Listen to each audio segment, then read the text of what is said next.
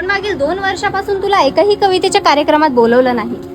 चळवळीच्या लोकांनीच तुझ्या पोटाकडे लक्ष दिलं नाही. पण तू लिही. मला विश्वास आहे तू खूप मोठा होशील.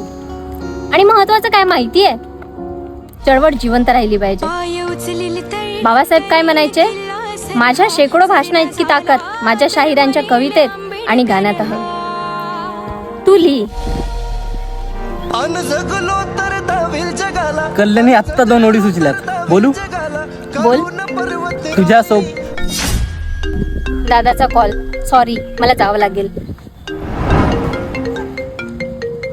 तुझ्या सोबतीने माझ्या काळजात सखे एक बंडखोर नव्याने जगायला लागली. ती म्हणते आंबेडकर साऱ्यांचा बाप, आणि मी पुन्हा तिच्या प्रेमात पडायला लागलो.